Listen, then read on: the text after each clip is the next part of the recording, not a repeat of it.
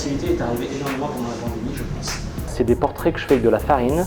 J'applique juste un mode miroir et c'est pour ça que ça donne ce genre de bestioles, comme je les appelle.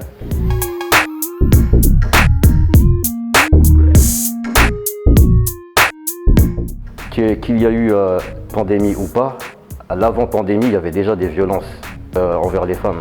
Il y aura toujours une petite lumière, mais les petites lumières, des fois, tellement qu'elles sont petites, on va dire dans la vie on marche, mais on aimerait courir. Même si on court, on ne voit toujours pas la lumière.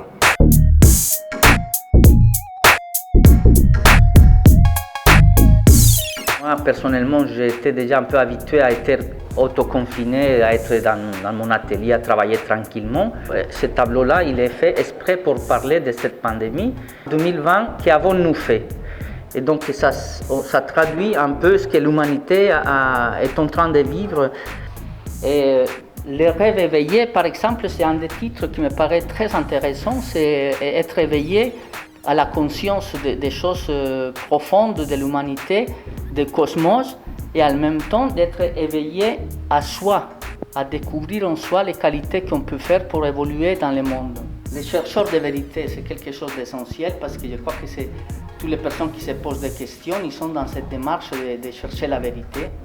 Et pour moi, c'est un peu l'essence de mon travail, d'essayer de chercher un peu de vérité dans les magmas de tout ce que nous côtoyons.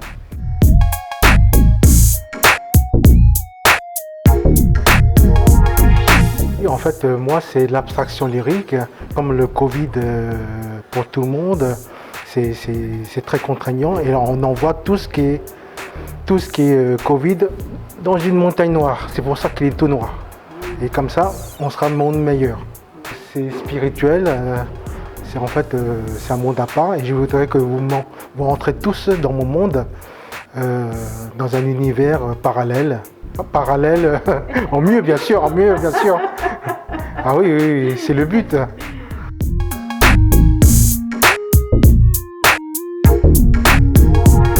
Je vous présente un travail, un de mes dernières œuvres qui a été inspiré de la littérature. Première, il est inspiré d'un livre qui s'appelle Les rivages de Sirte de Julian Cragg des années 50.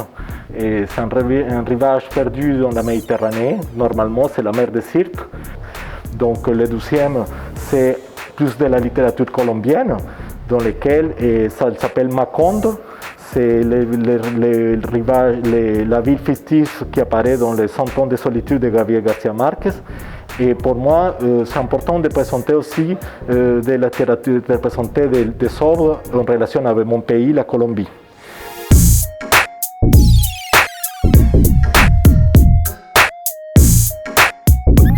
Je fais la peinture des femmes libérées, pleines de couleurs, donner des bonheurs.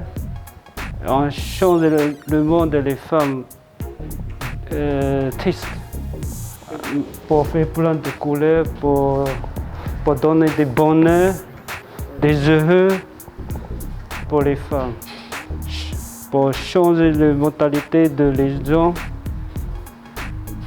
Voilà, comme ça.